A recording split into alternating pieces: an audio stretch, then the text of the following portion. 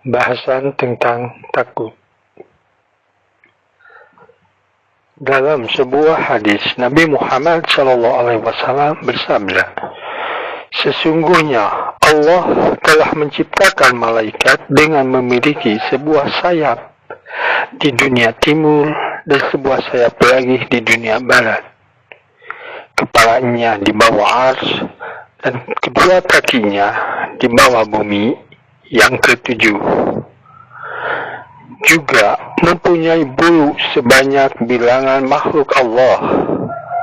Lalu apabila ada seorang laki-laki atau perempuan dari umatku mengucapkan sholawat kepadaku, maka Allah memerintahkan kepada malaikat itu untuk menyelam ke dalam laut dari cahaya di bawah ars. Dari dalam laut, kemudian ia keluar dan mengibaskan sayapnya. Maka meneteslah percikan air dari setiap bulunya. Dan Allah menjadikan dari setiap percikan air itu ampunan bagi siapa saja yang membaca sholawat sampai hari kiamat. Firman Allah, Ya ayyuhalladzina amanu taqullah. Wahai orang-orang yang beriman, bertakwalah kepada Allah, yaitu takutlah kepada Allah dan taatilah Dia. Wal tanzur nafsum ma qaddamat liqadin, dan hendaklah setiap diri memperhatikan apa yang dia ajukan untuk hari esok. Maka beramallah dan bersedekahlah dengan ketaatan agar kamu menemukan pahalanya nanti di hari kiamat. Wattaqullaha innallaha khabirum bima ta'malun. Dan hendaklah bertakwalah kepada Allah, sesungguhnya Allah Maha mengetahui apa yang kamu perbuat, baik berupa kebaikan ataupun kejahatan. Quran Surat Al-Hasyr ayat 18. Sesungguhnya malaikat-malaikat, bumi, langit, waktu, siang dan malam, semua akan bersaksi dengan apa yang dikerjakan anak cucu Adam, kebaikan maupun kejahatan, dan juga ketaatan, bahkan kemaksiatan. Sesungguhnya anggota-anggota tubuh akan bersaksi memberatkannya. Bumi bersaksi menguntungkan orang mukmin dan orang yang juhud. Dia berucap, dia telah menyembah yang di atasku, berpuasa, melakukan haji dan berjihad. Maka bergembiralah orang mukmin dan orang yang juhud. Dia juga bersaksi memberatkan atas orang kafir dan orang yang durhaka seraya berucap, dia telah berlaku musyrik di atasku, berzina dan makan makanan yang haram. Maka alangkah celakanya kalau Tuhan yang paling penyayang di antara orang-orang penyayang menuntaskan di dalam hisabnya. Orang mukmin itu sejatinya adalah orang yang takut kepada Allah dengan semua anggota tubuhnya, seperti apa yang tadi dikatakan oleh Abdul Lais. Takutlah kepada Allah Subhanahu wa Ta'ala. Ketakutan itu akan terlihat tanda-tandanya dalam 7 macam. 1. Lidahnya. 2. Hatinya. 3. Penglihatannya. 4. Perutnya. 5. Tangannya. 6. Telapak kakinya. 7. Ketaatannya. Lidahnya. Dia tentu akan mencegah dari berbohong, dari mengunjing, dari mengadu domba, berdusta, atau perkataan yang tidak berguna. Lagi pula dia akan menjadikannya sibuk dengan zikir kepada Allah, membaca Al-Quran dan memperbincang ilmu. 2. Hatinya. dia tentu akan mengeluarkan dari dalamnya perasaan bermusuhan, mengeluarkan kebohongan, mengeluarkan dengki terhadap kawannya. Karena kedengkian itu akan menghapus segala kebaikan, seperti apa yang disabdakan Rasulullah. Hasad atau dengki itu menghancurkan kebaikan sebagaimana api menghancurkan kayu bakar. Dan ketahuilah bahwa sesungguhnya hasad itu termasuk hati yang berat. Dan semua penyakit hati tidak disembuhkan kecuali dengan ilmu dan amal. Ketiga, penglihatannya. Dia tidak akan memandang yang haram, baik makanan, baik minuman, ataupun pakaian, ataupun hal-hal yang lainnya. Tidak memandang kepada dunia dengan keinginan-keinginan. Akan tetapi dia memandangnya dengan mengambil iktibar. Dan dia tidak akan memandang kepada sesuatu yang tidak halal baginya. Rasulullah SAW bersabda, barang siapa yang memenuhi matanya dengan sesuatu yang haram, maka Allah akan memenuhinya matanya besok di hari kiamat dengan api neraka. Nauzubillah. 4. Perutnya. Dia tidak akan memasukkan sesuatu yang haram ke dalam perutnya, karena hal itu merupakan dosa besar. Rasulullah SAW bersabda, ketika sesuatu haram jatuh pada perut anak Adam, semua malaikat di bumi dan di langit akan memberikan laknat padanya selama suapan itu berada di dalam perutnya. Dan kalau ia mati dalam keadaan seperti itu, maka tempatnya adalah jahanam. 5. Tangannya.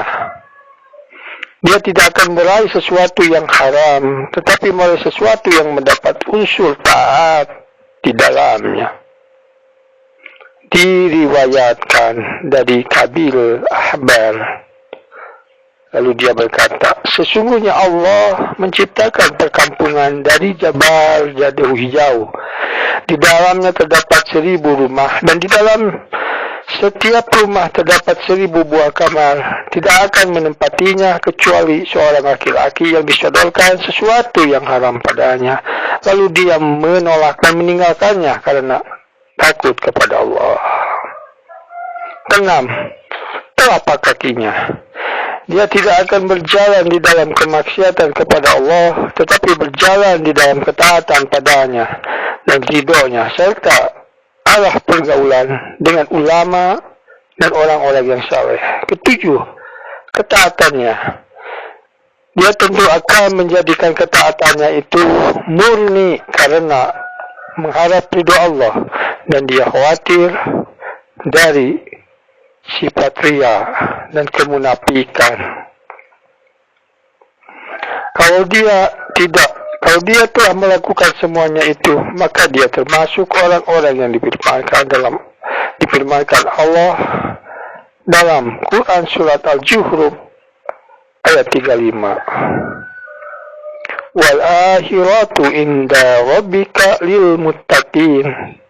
Kehidupan akhirat di sisi Tuhanmu itu adalah bagi orang-orang yang bertakwa. Dalam ayat yang lain, Allah berfirman, Innal muttaqina fi jannatin wa uyun. Sesungguhnya orang-orang yang bertakwa itu berada dalam taman-taman dan mata air yang mengalir. Quran surat Al-Hijr ayat 45, Quran surat Az-Zariyat ayat 15.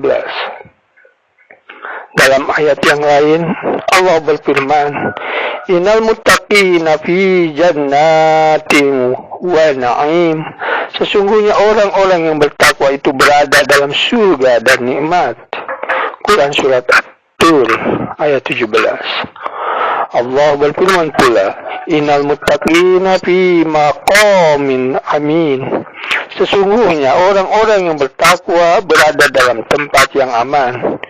Quran surat Ad-Duhan ayat 51. Seakan-akan Allah itu berfirman, sesungguhnya mereka akan selamat dari kekalnya api neraka di hari kiamat. Seharusnya seorang mukmin itu berada di antara rasa kekhawatiran dan harapan. Dia harus mengharapkan rahmat dari Allah dan tidak boleh berputus asa darinya. Allah berfirman, La taqnatu min rahmatillah. Janganlah berputus asa dari rahmat Allah. Quran Surat Az-Zumar ayat 53.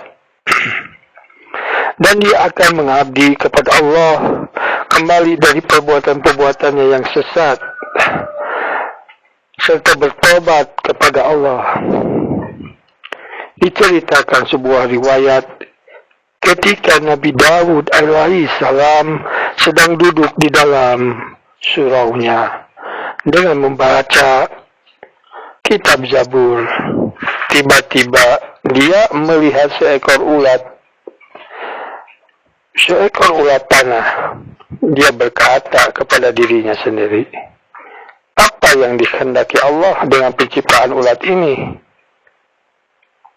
Lalu Allah mengizinkan ulat itu untuk mampu berbicara dan berkata, wahai Nabi Allah, apabila siang Allah mengilhamkan padaku untuk membaca Subhanallahi walhamdulillah wala ilaha illallah Allahu Akbar setiap hari 1000 kali. Apabila malam Allah mengilhamkan padaku untuk membaca Allahumma salli ala Muhammadin Nabi Ummi wa ala alihi wa sahbihi wa salam setiap malam 1000 kali. Lalu engkau, wahai Daud, apa yang telah kau lakukan agar aku bisa mendapat faedah darimu? Lalu menyesallah Daud telah meremehkan ulat itu. Dia takut kepada Allah, lalu bertobat dan berserah diri kepadanya. Nabi Ibrahim Al-Khalil alaihissalam ketika ingat kesalahannya, dia menjadi tidak sadarkan diri dan hatinya bergoncang hingga terdengar dari jarak 1 mil. Allah mengutus kepada Jibril agar mendatanginya. Jibril berkata, Tuhan yang Maha Perkasa membacakan salam untukmu dan berfirman, apakah engkau melihat seorang kekasih takut kepada kekasihnya? Ibrahim berkata, wahai Jibril, apabila aku mengingat kesalahanku dan aku berpikir tentang siksanya, lupalah aku terhadap hubungan dengan kekasihku. Itulah sifat-sifat dari Nabi, wali, orang soleh dan orang yang juhud.